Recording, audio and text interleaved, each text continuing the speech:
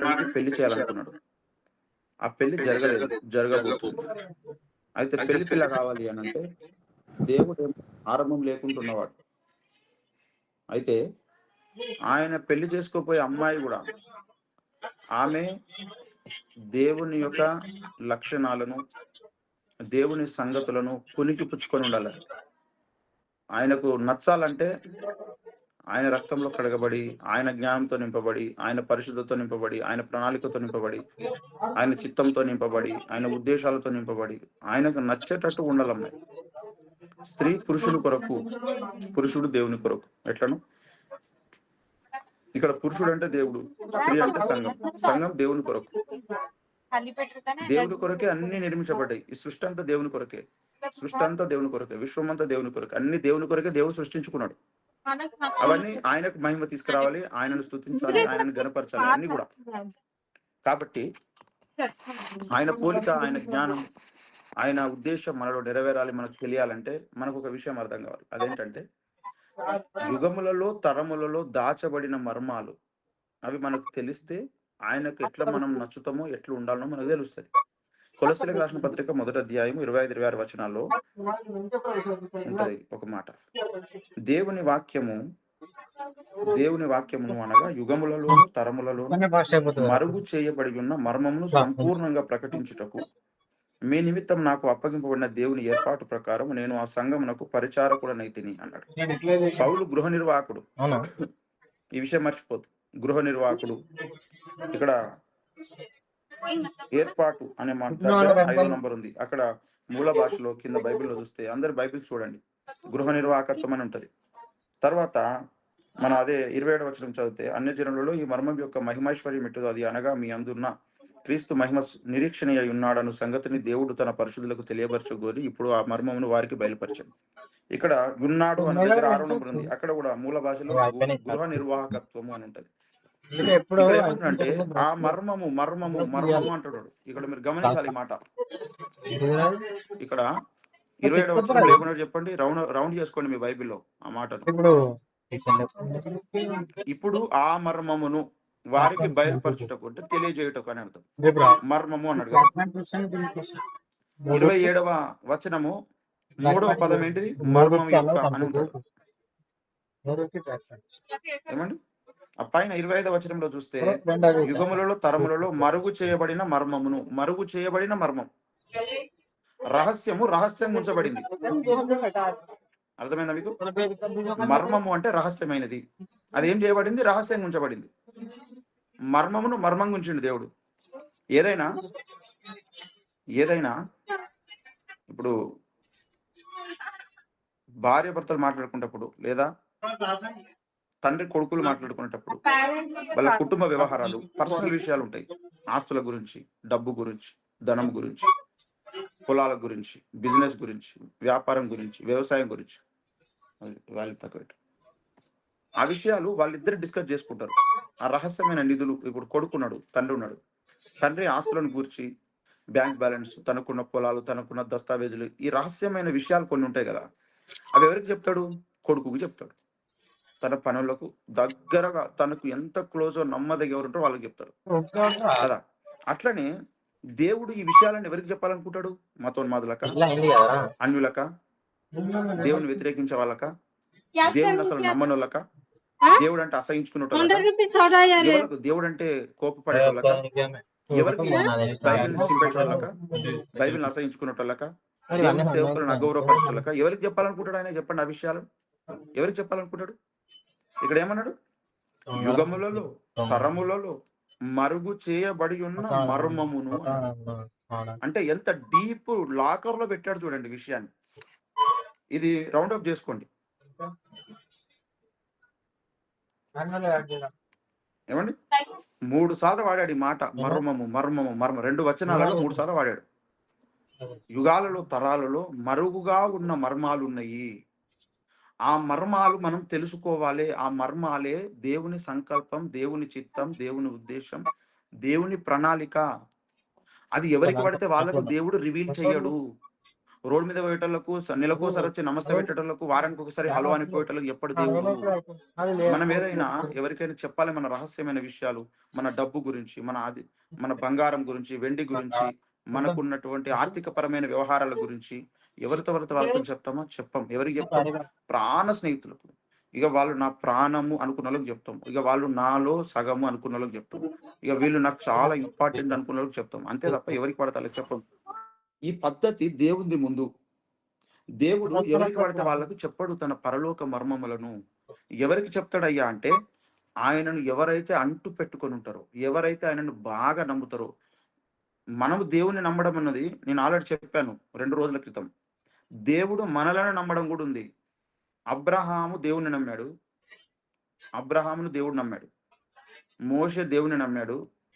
దేవుడు మోషేను నమ్మాడు గనుకనే ఇల్లును అప్పగించాడు. "నువ్వు చూసుకో బాబు జాగ్రత్త" అంటే నమ్మకంగా మోషే ఇల్లును చూసుకున్నాడు. అందుకే హెబ్రీ 3, 6లో 5, 6 వచనాల్లో మనం ఆల్రెడీ చదువుకున్నాం అయిపోయింది. ఇప్పుడు మళ్ళీ పోతే మనకు టైం అయిపోతది.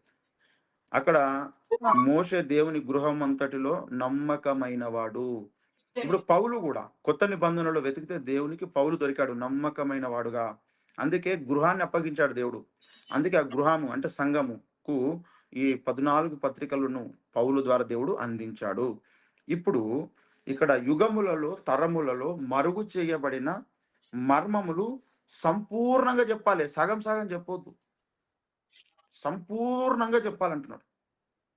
ఆ సంపూర్ణంగా చెప్తాడు. ఇప్పుడు సంపూర్ణంగా ప్రకటించుటకు అన్నాడు. ప్రకటిస్తున్నాడు సంపూర్ణంగా. మరి వినేవాళ్ళు కావాలి గదా! మరి వినేవాళ్ళు ఎక్కడున్నారు? విందురని నేను ఎవరితో చెప్పుదును అన్నాడు. కొందరు వినుటకు విందురు గాని గ్రహించనే గ్రహించరు అన్నాడు. వినేవాళ్ళు కావాలి. వినేవాళ్ళ లోపల దానిని గ్రహించేవాళ్ళు కావాలి. గ్రహించి ఆచరించే వాళ్ళు కావాలి. లోకంలో దేవుడు అందరికి చెప్పాలనుకుంటున్నాడు. సువార్త ఉంది. అందరికి చెప్తున్నాం. అందరూ వినడం లేదు. విన్న దాంట్లో చాలా మంది దాన్ని గ్రహించడం లేదు. గ్రహించిన దాంట్లో చాలా మంది బాప్తిసం పొందడం లేదు. అంటే ఎలా తరుగుకుంటూ పోతుందో చూసారా? అట్లనే దేవుని మర్మములు గూడా ఇప్పుడు నేను చెప్పనైతే చెప్తున్నా కొన్ని విషయాలు. తరములలో, యుగములలో, తరములలో దాచబడిన మర్మములు, మరుగయున్న మర్మములు నేను ప్రకటించబూనుకుంటున్నా. ప్రకటిస్తా ఇప్పుడు నేను. నాకు అర్థమైన కాడికి, నాకు తెలియచేయబడిన కాడికి. అయితే మీ చెవులింటాయి. ఫస్ట్ వినడానికి మీరు టైం కేటాయించాలి. శ్రద్ధ పెట్టాలి. కాన్సంట్రేషన్ చేయాలి. తర్వాత ఆ విన్నదాన్ని ఫస్ట్ గ్రహించాలి. గ్రహించిన తర్వాత దాన్ని పాటించాలి. వినకపోయినా, టైం కేటాయించి వినకపోయినా శ్రద్ధగా, దాన్ని గ్రహించకపోయినా, దాన్ని పాటించకపోయినా దీనివల్ల ఎలాంటి ప్రయోజనం జరగదు. కాబట్టి దీన్ని జరిగించాలన్నా, గ్రహించాలన్నా, వినాలన్నా ఎంత జాగ్రత్త ఉండాలో ఆలోచించండి. అందుకే వారికి వినబుద్ధి కలిగిన కొద్దీ అనేక ఉపమానములతో ప్రభు వాక్యం చెప్పాడు, బోధించాడు. అందుకే శిష్యునికి తగిన నోరు, చెవిని కూడా ఇయ్యమన్నాడు. విందురని నేను ఎవరితో మాట్లాడాలి? ఆత్మ చెప్పుచున్న సంగతులు చెవి కలిగిన వాడు విన్నును గాక అన్నాడు. ఎవరికైతే చెవులు ఉంటాయో వాళ్ళు వింటారు. కనుక వినే చెవిని దేవునికి ఇవ్వండి. రోజు కొద్దిసేపు దేవుని యొక్క మర్మములు వినడానికి చెవులను ఇయ్యండి. చెవులు కావాలి దేవునికి ఇప్పుడు. చెవులు కావాలి. ఏం చెప్తాడు ఆయన? ఆయన మర్మము సంపూర్ణముగా ఆయన తన చిత్తాన్ని చెప్తాడు. అయితే ఈరోజు ఒక్క విషయం చెప్తా. ఇప్పుడు టైం లేదు ఎక్కువ. నేను వేరే దాంట్లో జాయిన్ అవ్వాలి. ఒక్క విషయం చెప్తా. బైబిల్ దేవుడు ఎందుకు ఇచ్చాడంటే, దేవుడు కనబడకుండా ఆయన కనబడడం కొరకు బైబిల్‌ని ఇచ్చాడు. ఎగ్జాంపుల్, ఈ లోకంలో ఉన్న చదువులన్నీ దేవుని గురించే చెప్తున్నాయి. అవి ఎట్లనో నేను తర్వాత చెప్తా ఒక్కొక్క అంశం. ప్రతిది, ప్రతి భాష, ప్రతి పదము, ప్రతి పేరు, ప్రతి విషయము, ప్రతి శాస్త్రము అన్ని దేవుణ్ణి వివరిస్తున్నాయి. ఎట్లా ఏంటిదనేది నేను భవిష్యత్తులో చెప్తా. అయితే ఎగ్జాంపుల్ ఇప్పుడు బైబిల్ గురించి మనం మాట్లాడుకుంటున్నాం గనుక, ఈ బైబిల్ దేవుని గురించి వివరిస్తుంది. Total Bible. టోటల్ బైబిలా? ఎట్లా? అంటే దేవుడు బైబిల్‌ని మర్మంగా రాయించిండు. ఇది ఎవరికి పడితే వాళ్ళకి అర్థం కానీకి కాదు. ఆయనను ఎవరైతే బాగా నమ్ముతారో వాళ్ళకి అర్థం కానీకి రాయించిండు ఇది. 66 గ్రంథాలు అంటే గణిత శాస్త్రము దేవుణ్ణి వివరిస్తుంది. గణిత శాస్త్రము దేవుణ్ణి వివరిస్తుంది. Maths the exposing to the God. దేవుణ్ణి ఎక్స్‌పోజ్ చేస్తుంది మ్యాథ్స్. ఏదైనా 2 విధాలు ఉపయోగపడతది. భౌతిక పరంగా ఒకటి, ఆత్మీయ పరంగా ఒకటి. ఇప్పుడు లెక్కలు చేసుకోనీకి మ్యాథ్స్ ఇక్కడ ఉపయోగపడితే, ఆత్మీయంగా ఎట్లా ఉపయోగపడతదంటే, ఈ అక్షరాలలో దేవుని సంఖ్యలున్నాయి. అక్షరాలలో నేను చెప్తున్న ప్రతి మాట జాగ్రత్తగా వినండి. అక్షరాలలో దేవుని సంఖ్య ఉన్నది. దేవుని సంఖ్యలు. అసలు ఎన్ని కోట్ల లెక్కలు పెట్టినా ఉండే నంబర్‌లెన్నో తెలుసా? 10 నంబర్లుంటాయి. 1, 2, 3, 4, 5, 6, 7, 8, 9 9 ఇవి. ఒకటి 0 మొత్తం 10. ఇక ఈ 10 మనం ఇంకేమైనా రాసుకోవాలి. ఎంతైనా రాసుకోవాలి. ఇవి తప్ప ఇంక వేరే అంకెలేం లేవు. వాటిని డబుల్, డబుల్, త్రిబుల్, త్రిబుల్ రాసుకుంటూ పోవాలి తప్ప. ఒకసారి, 2 సార్లు, 3 సార్లు ఇట్లా మల్టిపుల్ చేసుకుంటూ పోవాలి. ఇందులో ఒక్కొక్క నంబర్‌కు, ఒక్కొక్క అంకెకు ఒక్కొక్క విలువున్నట్టే ఒక్కొక్క గుణం ఉంది. అయితే దేవుడు బైబిల్‌ని 66 గ్రంథాలుగా రాయించాడు గదా! 66 గ్రంథాలు ఎందుకు రాయించిండు? 66 గ్రంథాలు ఎందుకు రాయించిండు? అంటే దీంట్లో దేవుని గొప్ప ప్రణాళిక ఉంది. ఉత్తగా రాయించలేడు ఆయన. దేవుని ప్రణాళికనే కదా మనం తెలుసుకుంటున్నాం. దేవుని ప్రణాళికలో భాగం ఈ బైబిల్ గ్రంథం. 66 గ్రంథాలు ఎందుకున్నాయి? 80, 90, 100, 1000 ఉండొచ్చు కదా! ఎందుకు లేవు? మనం బైబిల్ వేదాలు చూస్తే 4 వేదాలు, తర్వాత ఉపనిషత్తులు, రామాయణం, మహాభారతం ఎన్నో ఉన్నాయి. 18 పురాణాలు, అష్టాదశ పురాణాలు. ఆ పురాణాలలో కూడా 18, 18 4 రకాలుంటాయి మళ్ళీ. ఇన్నిగానం ఎందుకు లేవు? దేవుడు ఒక్కటే 66 గ్రంథాలు ఎందుకు పెట్టిండు? అంటే దేవుడు త్రిత్వమై ఉన్నాడు అని నిరూపిస్తది బైబిల్ గ్రంథం. త్రిత్వము తండ్రి, కుమార, పరిశుద్ధాత్మ. ఎట్లా? 66 గ్రంథాలు కదా! 6 + 6 ఎంత? 12. 6 + 6 12. 12 అంటే 1, 2 కదా! 1 + 2 ఎంత? 3. అంటే త్రిత్వమయ్యున్న దేవుణ్ణి వివరించేటువంటి గ్రంథము బైబిల్. త్రిత్వమై ఉన్నటువంటి దేవుణ్ణి వివరించే బైబిల్. ఎలా వివరిస్తది అంటే 66 గ్రంథాలు వివరిస్తాయి. మొదటి 6 ఆదాము. దేవుడు మొట్టమొదటి మనిషిని ఎప్పుడు చేశాడు? 6వ దినమున చేశాడు. 7వ దినమున విశ్రమించాడు. మొట్టమొదటి వ్యక్తిని 6గా చేసినటువంటి దేవుడు ఆయననే పరలోకం నుండి తన్ను తాను తగ్గించుకొని దేవుని స్థితి నుంచి, మహోన్నతమైన స్థితి నుంచి ఆయన తగ్గించుకొని భూమి మీదకి వచ్చాడు. 7 దేవుని సంఖ్య, సంపూర్ణ సంఖ్యగా వాడతారు 7. సంపూర్ణుడైన దేవుడు మన కొరకు తగ్గించుకొని తన్ను తాను రిక్తునిగా చేసుకొని భూమి మీదకి వచ్చినందుకు ఆయన మానవుడుగా పుట్టాడు. మొట్టమొదటి మనుషుడు ఆదాము 6వ దినమున చేశాడు. ఆ మనుషుల కొరకు దేవుడే మనిషి రూపముగా వచ్చి ఈ లోకంలో పుట్టాడు. అందుకొరకు ఈ 66 గ్రంథాలలో మొట్టమొదటి 6 ఆదాము, రెండవ 6 యేసుక్రీస్తు ప్రభుల వారు. మొట్టమొదటి మానవుడు ఈ లోకములో దేవుడు వద్దన్న పని చేసి హవ్వ, ఆదాము శాపాన్ని తెచ్చారు. రెండవ ఆదాము అయిన యేసు ప్రభుల వారు వచ్చి ఆ రెండవ 6 ఈ మొదటి మనిషి నుంచి వచ్చినటువంటి జాతిని విమోచించాడు. బైబిల్ మొత్తం 66 2 6ల కథ బైబిల్ మొత్తం. 2 6ల కథ బైబిల్ మొత్తం. అందుకే బైబిల్ మొత్తం చదవాలి. ఇది ఒక మర్మం. 2 6ల కథ బైబిల్ గుర్తుపెట్టుకోండి. మొదటి 6 ఆదాము, రెండవ 6 యేసుక్రీస్తు ప్రభుల వారు. అయితే ఇందులో సైతాన్ గాడు ఏమంటాడో తెలుసా? నేను కూడా 6నే అంటాడు. అంటే దేవునితో పోల్చుకోవాలి కదా! ఇవన్నీ నేను భవిష్యత్తులో చెప్తా. దేవునితో పోల్చుకోవాలని, దేవునితో పాటు సమానంగా నేను ఉండాలనేది వాని కోరిక ఎప్పుడు. యేసు ప్రభుతోని సమానుణ్ణి అని చెప్పుకునేది మన ఉద్దేశం. దాని కొరకు వాడేమంటాడంటే నేను కూడా 6నే అంటాడు. అని వాళ్ళు కూడా వచ్చి పక్కకు నిలబడతాడనమాట. అప్పుడు ఏమైతది ఈ సంఖ్య అంటే 666 అవుతుంది.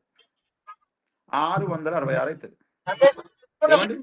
అందుకే 666 అనే ఒక సంఖ్యనే రాబోతుంది అతి త్వరలో.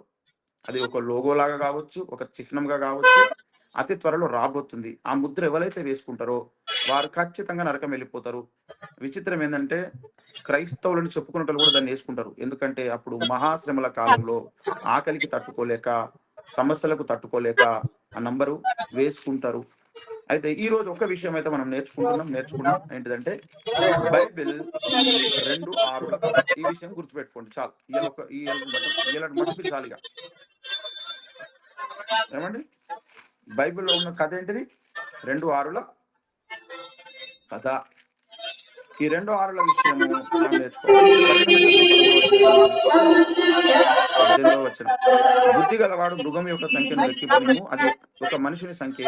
ఆ సంఖ్య 666. ఇందులో జ్ఞానము కలదు అన్నాడు. ఇక్కడ కొన్ని ప్రాచీన ప్రతులలో 616 అని ఉంటుంది. ఏమండి? 666. మొదటి 6 ఆదాము, రెండవ 6 యేసు ప్రభు, మూడవడు నేను కూడా 6నే అంటాడనమాట. అందులో 666 అనే నంబర్ త్వరలో రాబోతుంది.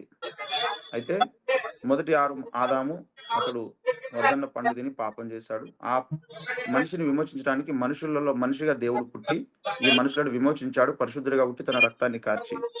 అందుకే బైబిల్ 2 6ల కథ. 3వ 6 సైతాన్ గాడు వచ్చాడు. వాడిని మనం పట్టించుకోవద్దు, వాడిని నమ్మొద్దు. ఈ లోకాన్ని ఇప్పుడు పరిపాలిస్తున్నది వాడే. గనుక ఈ 3 6ల గురించిన పరిచయం కూడా బైబిల్ మనకు తెలియజేస్తుంది. దేవుని ప్రణాళిక అయితే 2 6ల గురించి చెప్పడం. అందుకొరకని 66 గ్రంథాలను దేవుడు మనకు అనుగ్రహించాడు. ఈ రోజు మట్టుకు ఇది చాలు. తర్వాత మరికొన్ని విషయాలు చూద్దాం. మరి విన్న మాటలు మనందరి వినికిల్లో దేవుడు దీవించును గాక. ఈ విషయాలు విన్నప్పుడు దేవుని మీద విశ్వాసం, నమ్మకం బలపడి ఇంకా అనేకుల కొరకు మనము వెలుగడం కొరకు ఒక జ్వాలగా మనం తయారు కావడానికి ఉపయోగపడుతుంది. అటు కృప దేవుడు అనుగ్రహించును గాక. కృపల తండ్రి దయగలిగిన దేవ వందనాలు. మమ్మల్ని దీవించి ఆశించి విధంగా వాడుకొని కృప చూపండి. విన్న వారందరూ విని మర్చిపోకుండా గ్రహించి అర్థం చేసుకొని అనేకులకు నీ సాక్షిగా వెలుగొందేటప్పుడు కృప దయచేయండి, బలపరిచి వాడుకోండి. ఇంతవరకు ఈ ప్రార్థనలో ఉండడానికి కృప చూపినందుకు వందనాలు స్తోత్రం చెల్లిస్తూ ఏ సునాలు ప్రార్థించి అడిగిపెట్టుకున్న పరమత ఆమె తండ్రి దేవుని ప్రేమ కుమార కృష్ణ పరిశుధాత్మక సవాసం మనకు భూలోకం సకల భక్తుడికి తోడండి. ఏసు వచ్చేంత వరకు మనం లోకంత వరకు దేవుని కృపా కబ్దల సంరక్షణ నిరంతరం తోడండి గాక. ఆమె అందరికీ